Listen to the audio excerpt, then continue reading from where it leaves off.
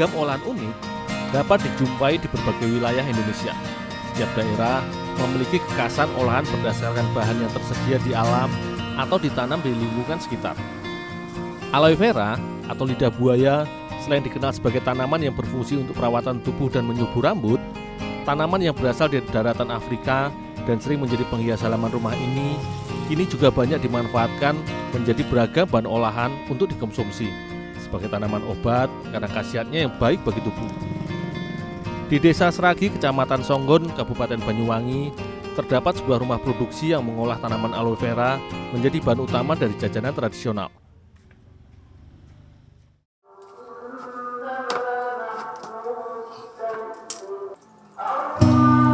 Tanaman yang dapat beradaptasi dengan kondisi cuaca kering ini bertahan hidup dengan cara menyimpan cadangan air pada daunnya. Tak heran jika tanaman dengan ciri khas daun yang bergerigi layaknya duri ini juga mengandung banyak lendir atau getah ketika dikupas kulit luarnya.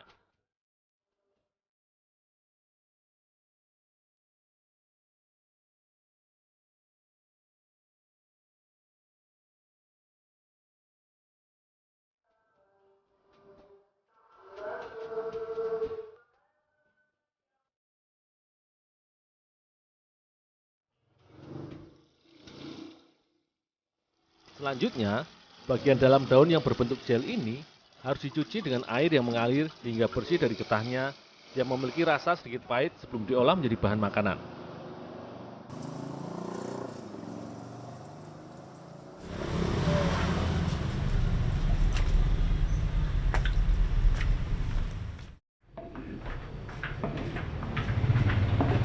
Bu, ini Bu, lidah buayanya sudah siap Bu? Oh iya, terus dibantu itu ngupas jagung ya. Oh ya Bu.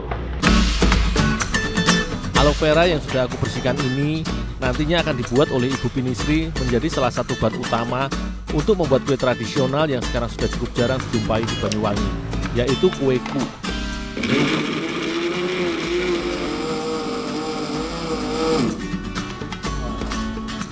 Sebelum dicampur dengan adonan kue, gel aloe vera harus dihaluskan terlebih dahulu dengan di blender. Kueku merupakan jajanan kue tradisional yang dikenal akan teksturnya yang basah dan kue basah hasil akulturasi budaya Cina dengan Indonesia ini, selain mudah dalam proses pembuatannya, sebenarnya juga menggunakan komposisi bahan yang cukup sederhana. Biasanya, komposisi bahan adonan kueku terdiri dari tepung beras ketan yang dicampur dengan kentang, gula pasir, garam, dan santan sebagai pelarut adonan. Namun khusus kali ini, Ibu Pinisri memodifikasinya. Kueku hasil kreasi Ibu Pinisri menggunakan aloe vera yang sudah di-blender dan cair sebagai pengganti santan untuk membuat adonan. Semua bahan diaduk hingga menjadi adonan yang kalis dan kemudian ditambahkan pewarna makanan warna merah sebagai ciri khas jajanan tradisional ini. Ya.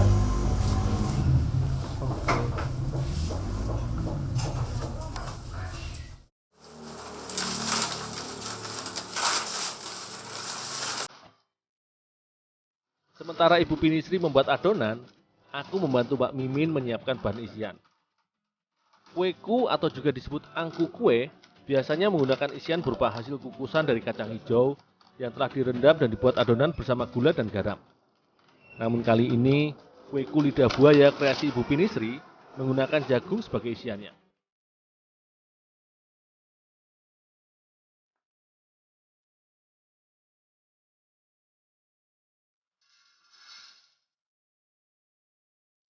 Biji jagung yang telah dipisahkan dari batangnya kemudian disangrai hingga kering. Sebagai bahan isian yang berupa adonan, biji jagung harus dibuat tepung terlebih dahulu dengan cara ditumbuk kasar sebelum nantinya siap untuk dikukus.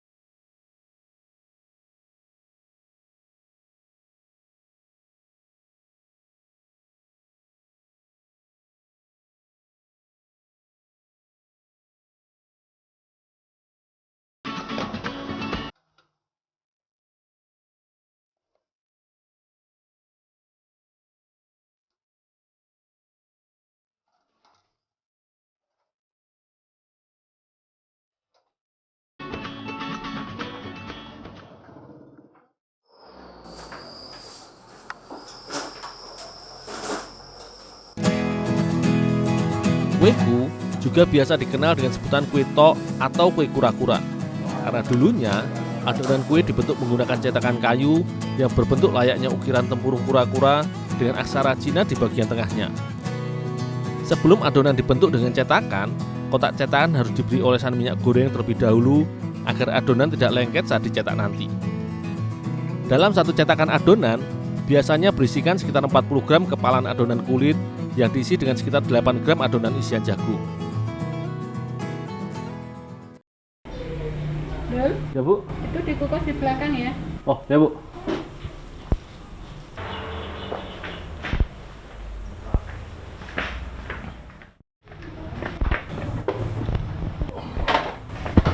Kueku merupakan kue tradisional yang termasuk dalam jenis kue basah di mana proses pematangannya dengan cara dikukus.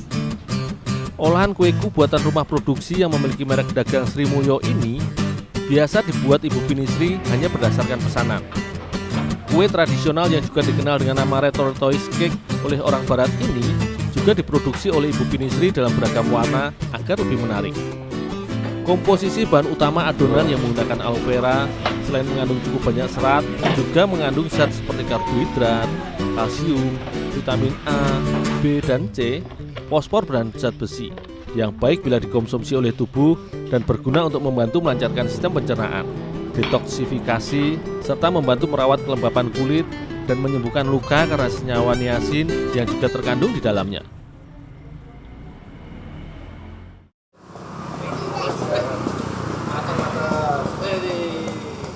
Meski merupakan jajanan tradisional, kueku aloe vera hasil kreasi Ibu Pinisri ini bukan sekedar cemilan biasa sebagai teman minum teh maupun kopi, melainkan cemilan yang sehat.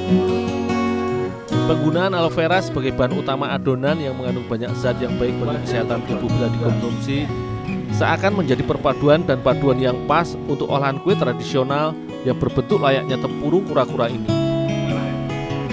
Karena dalam filosofi dan mitologi tradisi Tiongkok, kura-kura melambangkan panjang umur dan kemakmuran.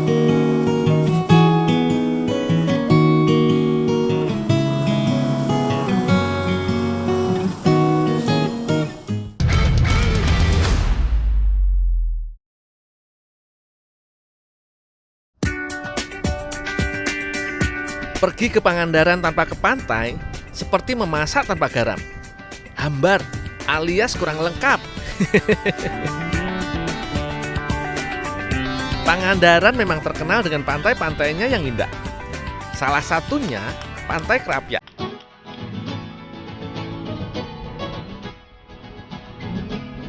Hanya butuh sekitar 40 menit berkendaraan dari kota Pangandaran. Ada yang mau ikut mencari tritip? Ayo! Pasti banyak yang belum tahu tritip. Ini sejenis kerang-kerangan atau siput laut yang suka menempel. Bisa di badan kapal atau batu karang.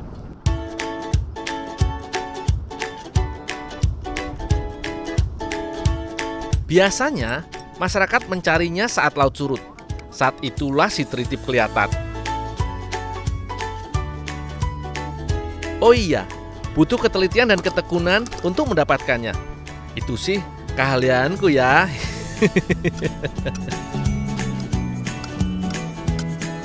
Tritip menempelkan cangkangnya erat-erat ke batu karang untuk menguatkan badannya. Ini yang membuat susah diambil.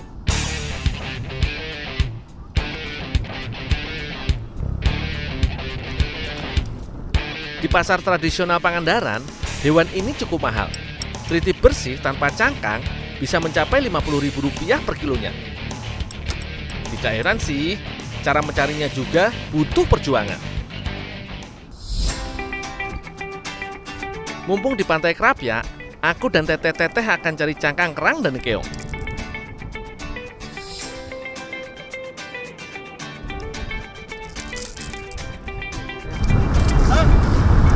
Cari apaan?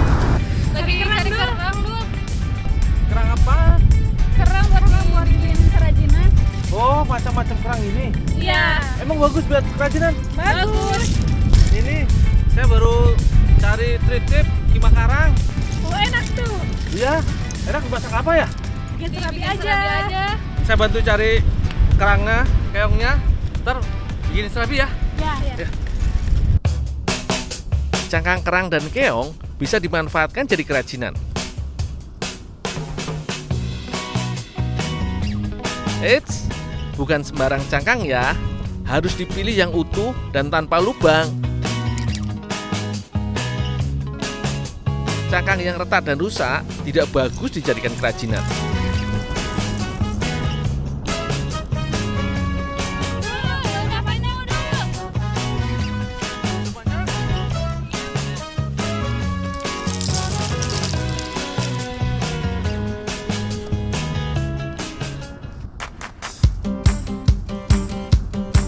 Tritip dan cangkang keong hasil pencarian kami harus dibersihkan semua. Jangan sampai ada pasir atau kotoran yang menempel.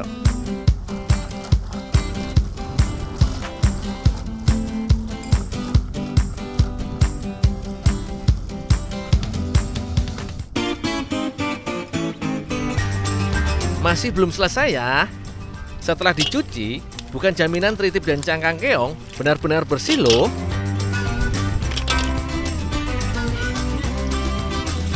Tritip harus direbus untuk menghilangkan kandungan logam atau plankton. Perebusan juga memudahkan pelepasan cangkang.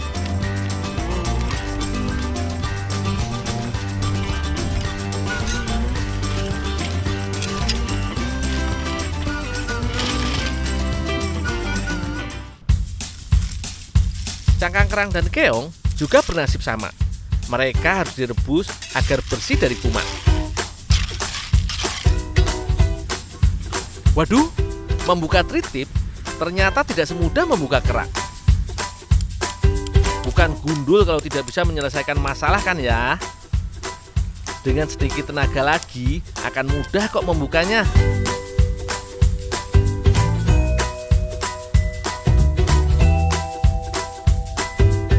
Di daerah Pangandaran, tritip biasanya ditumis atau dijadikan campuran sayur cabai hijau.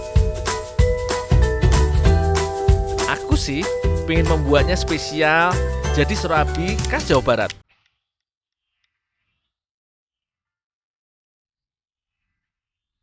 Tadi kan tritip sudah direbus, jadi aman kalau mau dicicipi.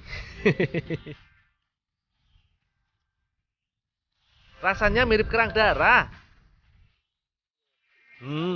Aku sudah membayangkan rasa surabi tritip. Beres nih.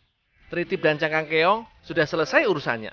Aku siap nyusul Teh Sri dan Teh Tami ke tempat pengolahan kerang.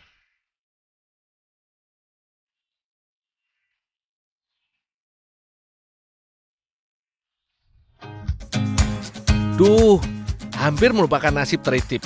Masih ada tugas menjadikan campuran surabi. Tritip harus dimasak dengan bumbu agar rasanya makin jos. Sudah disiapin nih bawang merah, bawang putih, kemiri, dan garam.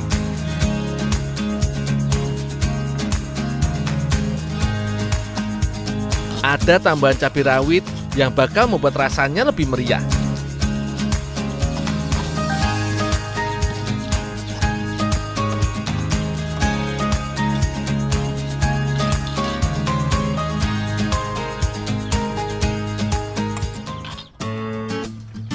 Adonan surabi juga mesti disiapkan.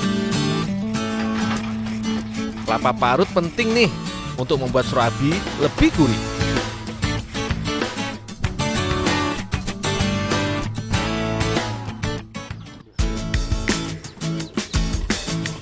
Bu Yani menyiapkan wortel parut. Bukan sebagai campuran surabi kok, tapi sebagai pewarna oranye pada adonan.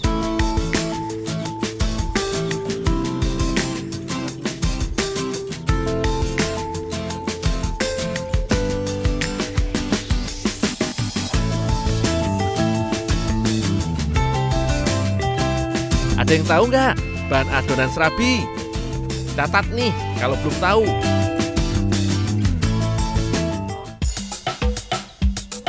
Ada tepung beras, kelapa, dan sedikit garam.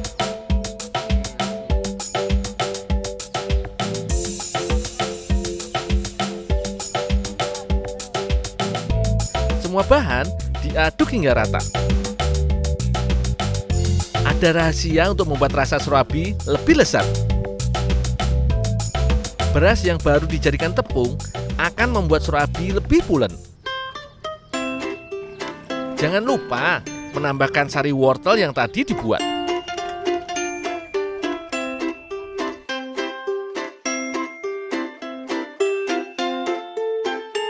Setelah tercampur rata, baru ditambahkan air sedikit demi sedikit.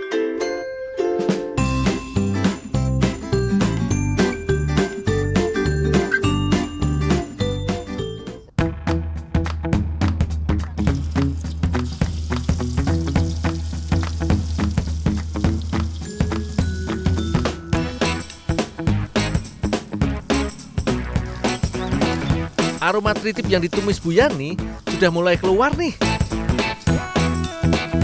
Tinggal menunggu matang dan bumbu meresap.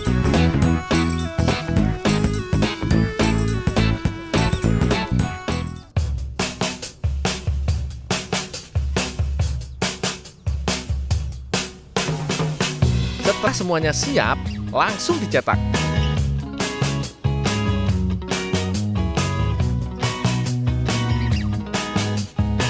Sekarang sudah beragam bentuk cetakan surabi, tapi aku tetap menggunakan cetakan tanah liat. Ini bisa membuat aroma surabi lebih khas.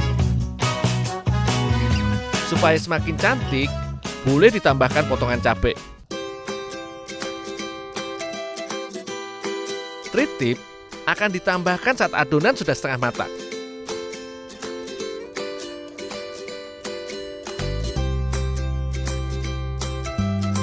Tidak butuh waktu lama mematangkan surabi. Cukup 15 menit, surabi tritip sudah siap disantap.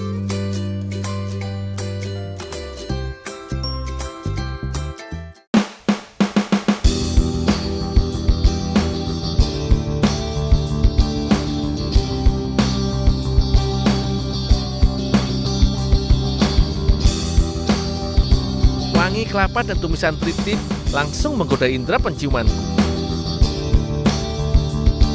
Seperti yang sudah aku bayangkan, rasa gurih langsung terasa di gigitan pertama. Ternyata, aku baru tahu, tritip tidak hanya enak, kandungan proteinnya cukup besar. Daging tritip juga termasuk rendah kalori, tapi kaya kalsium dan vitamin A.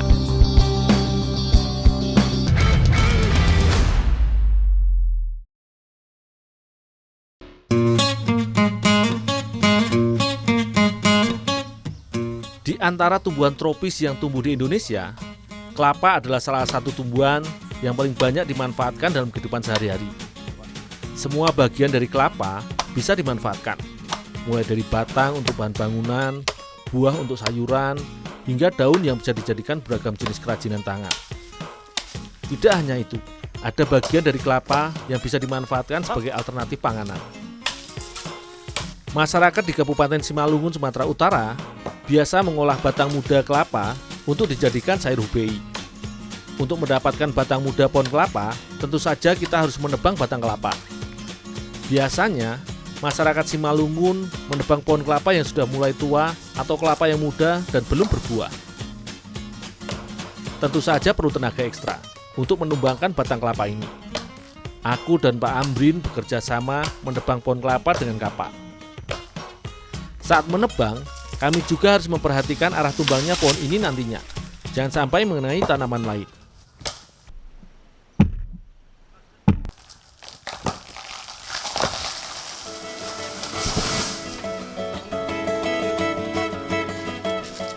Bagian pohon kelapa yang bisa digunakan untuk bahan masakan adalah bagian ujung batang yang masih terlindung oleh pelepah kelapa. Untuk dapat mengambilnya, aku harus menyingkirkan pelepah kelapa satu persatu. Biasanya, ada sekitar 6 pelepah yang menutupi batang muda pohon kelapa. Bagian batang yang berwarna putih inilah yang akan menjadi bahan masakan khas masyarakat Simalungun. Bagian ini merupakan bakal batang kelapa yang akan terus tumbuh semakin ke atas.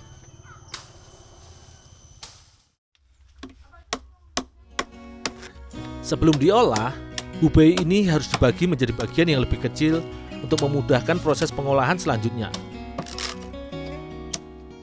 Dari satu pokok kelapa yang masih sehat ini, aku mendapatkan satu ember besar hubei muda.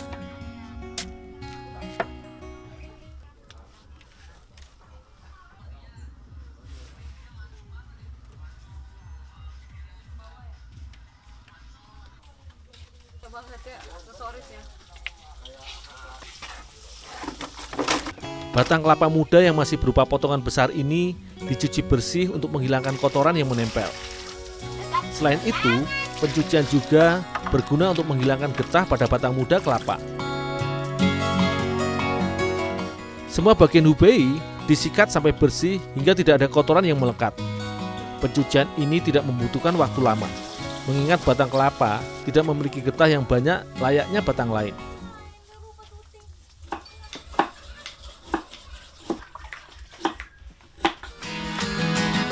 Selesai dicuci bersih, potongan hubei dipotong lebih halus. Umbut kelapa ini dipotong tipis tebal 2 cm saja. Potongan hendaknya tidak terlalu tipis karena akan membuat batang kelapa muda cepat hancur saat dimasak, mengingat teksturnya yang cukup lembut. Semakin sehat batang kelapa yang ditebang, maka akan menghasilkan potongan umbut kelapa yang lebih besar, sehingga kami bisa memasak lebih banyak sayur hubei.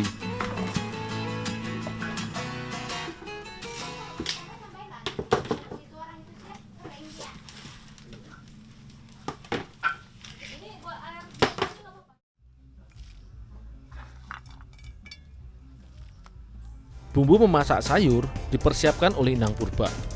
Bawang, kemiri, kunyit, hingga cabai menjadi racikan bumbu yang akan digunakan untuk memasak sayur hubei.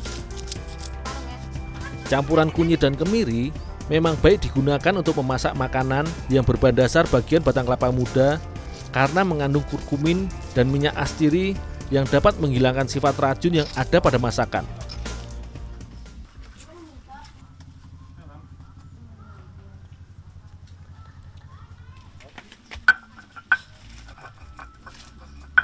Sebelum dimasak, potongan batang kelapa muda direbus terlebih dahulu.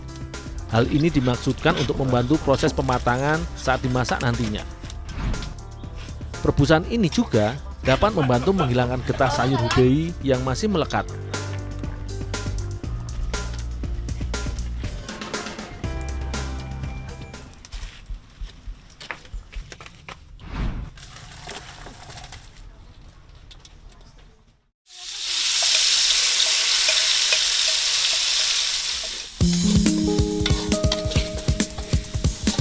Memasak sayur batang kelapa ini tidak membutuhkan proses penggorengan dan minyak. Semua bumbu sudah dihaluskan, langsung dimasukkan ke dalam kuali besar dan dicampur dengan santan serta potongan batang kelapa. Tambahan beragam racikan bumbu juga memperkaya dari masakan sayur hubei kali ini.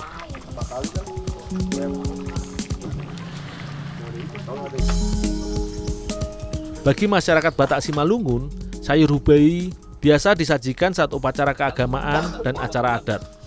Jumlah batang muda yang didapat dari satu pohon kelapa yang cukup banyak membuat kuliner ini cocok disajikan untuk orang banyak.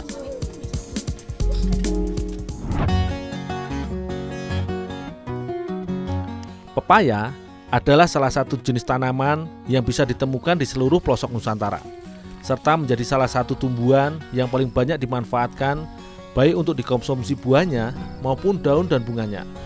Aslinya, tanaman ini berasal dari kawasan Meksiko dan Amerika Selatan yang bisa tumbuh di beragam jenis tanah di kawasan tropis.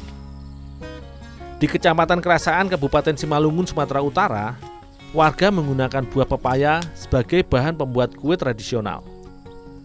Untuk membuat kue, pepaya yang digunakan bukanlah buah yang matang, tetapi buah yang masih mengkal. Buah ini bisa diolah menjadi kue yang lezat. Pepaya yang setengah matang sengaja dipilih karena tekstur buahnya masih agak keras, sehingga lebih mudah untuk diolah nantinya.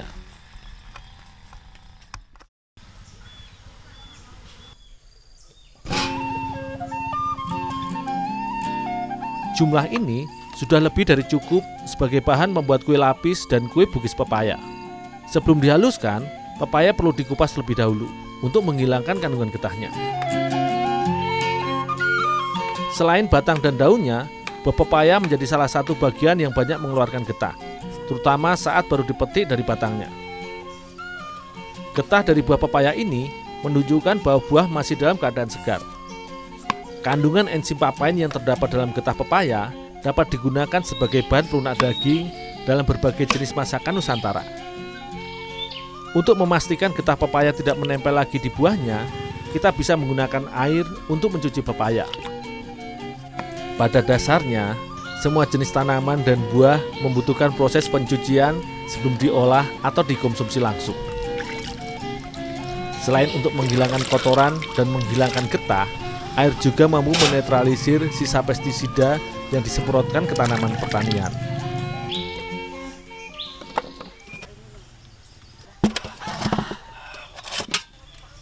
Pepaya yang sudah dicuci bersih segera diparut. Untuk membuat kue lapis dan kue bugis, dibutuhkan pepaya parut agar mudah dicampur dengan bahan lainnya seperti tepung kanji. Tekstur pepaya yang lembek dengan kandungan air yang tinggi layaknya jus pepaya baik bagi kesehatan, seperti kandungan vitamin A yang baik untuk menjaga kesehatan mata, vitamin C, dan serat yang tinggi bisa membantu melancarkan pencernaan. Daging buah pepaya yang setengah matang ini agak lunak sehingga memudahkan tugasku untuk memarutnya.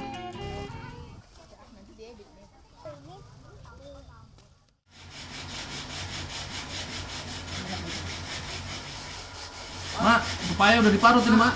Udah diparut, diperasi, Dul. Pepaya yang sudah diparut selanjutnya diperas dengan menggunakan kain bersih yang berserat rapat, sehingga air dan serat daging buah pepaya benar-benar terpisah. Hasilnya diperoleh saripati dan ampas daging buah pepaya. Air serta ampas sari buah pepaya tidak ada yang terbuang. Semua bisa diolah menjadi panganan yang lezat.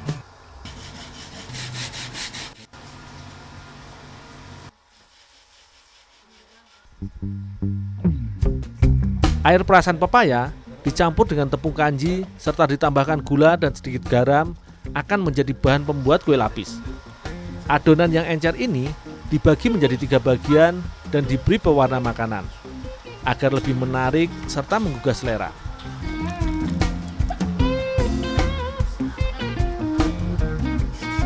Sedangkan ampas serat pepaya juga dicampur dengan tepung kanji dan akan dibuat menjadi kue bugis kukus.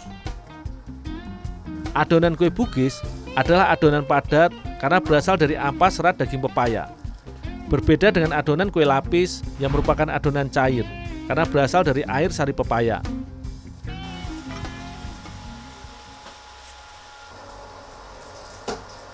Mak, udah jadi adonan ya, Mak? Ya, Dul, kalau gitu siapin apinya. Oh, ya, Mak. Adonan kue yang sudah jadi kemudian dibungkus daun pisang yang sudah diolesi minyak sayur serta dibentuk segitiga. Minyak sayur akan menjadikan kue bugis tidak menempel pada daun, sehingga mudah untuk dimakan.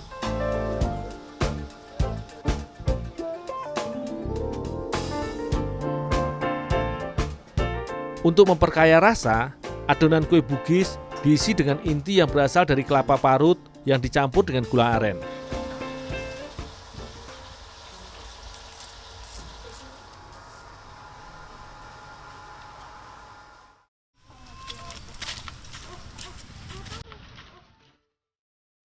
Setelah dibungkus daun pisang, kue bugis tinggal dikukus hingga matang.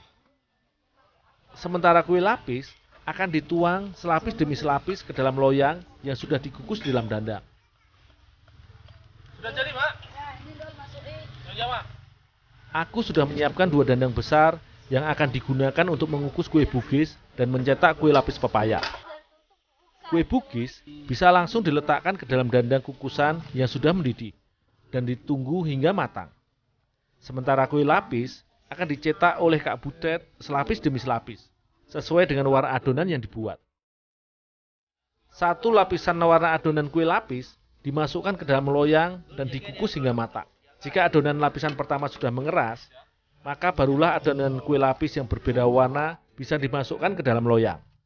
Kegiatan ini dilakukan secara terus-menerus hingga ketiga adonan kue lapis yang berbeda warna habis dan menghasilkan lapisan-lapisan kue yang berwarna-warni. Tidak membutuhkan waktu yang lama. Setelah 30 menit, kue bugis pepaya sudah bisa diangkat dan dinikmati. Sedangkan kue lapis 3 warna membutuhkan waktu yang lebih lama.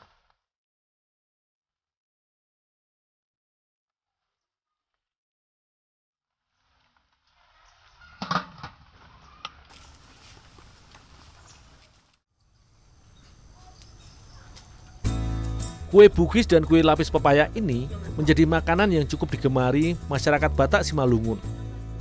Biasa disajikan pada acara keluarga atau sebagai hidangan saat perayaan dalam sebuah acara.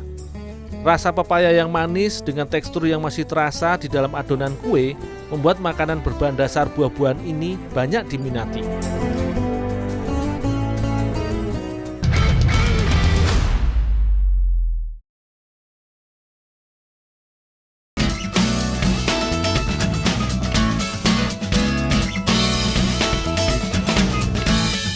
Perjalananku di Kabupaten Konawe Selatan berlanjut di Desa Landipo, Kecamatan Moramo.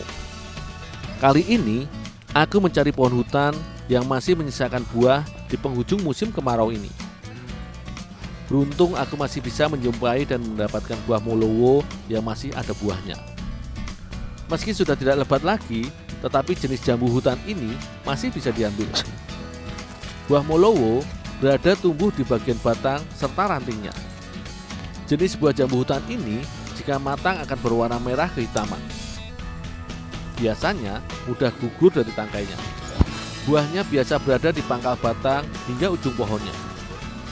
Nantinya buah ini akan dijadikan bahan untuk membuat kue tradisional masyarakat khas Konawe.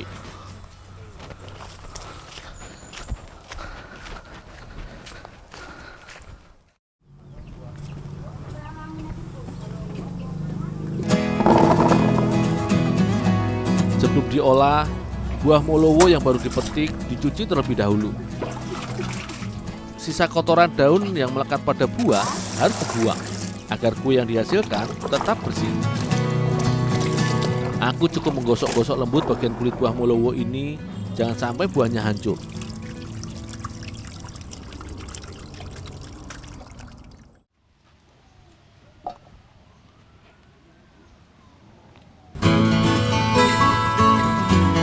Buah molowo dibelah dua terlebih dahulu, barulah bijinya bisa dikeluarkan. Buah molowo ini memiliki kandungan air yang cukup tinggi, terlebih jika sudah matang. Oleh karena itu, teksturnya menjadi lebih lunak dan lembek jika telah masak. Jika semua buah sudah bebas dari bijinya, maka irisan buah molowo ini dipenyet-penyet sedikit agar lebih hancur dan mudah dicampur ke dalam adonan.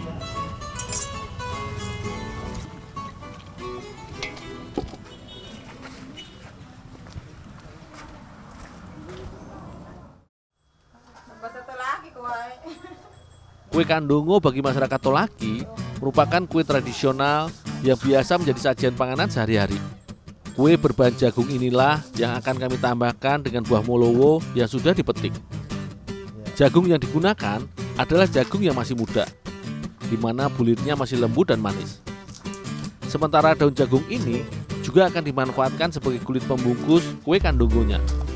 Serat kulit jagung yang cukup tebal dan lentur membuat kulit jagung menjadi salah satu jenis pembungkus makanan selain daun pisang ataupun daun jati. Aroma kulit jagung juga tidak kalah harum dengan daun jenis lainnya. Bahan pembuat kue kandungo lainnya adalah kelapa yang diparut. Kandungan santan kelapa bisa menghasilkan rasa gurih yang dapat dimanfaatkan sebagai penguat rasa masakan, sekaligus mengurangi rasa asam dari buah molowo ini. Sebagai bahan utama pembuat kue kandungo, jagung muda diparut terlebih dahulu. Jagung sengaja dijadikan bahan campuran mengingat rasa yang manis bisa mengurangi rasa asam dari buah molowo.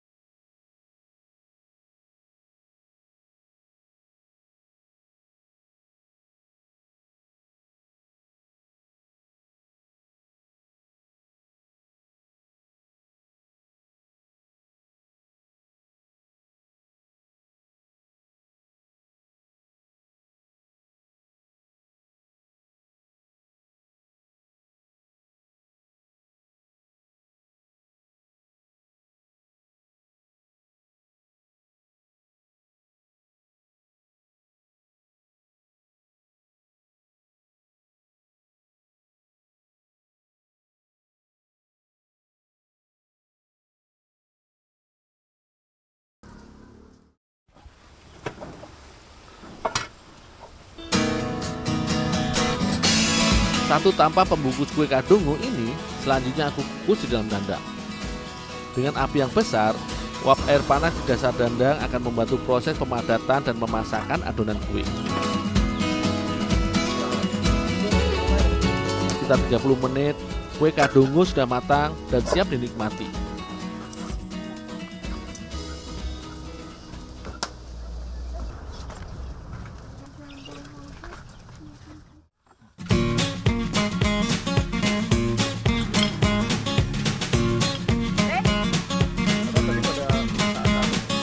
Kadungu dalam bahasa Tolaki berarti dibungkus.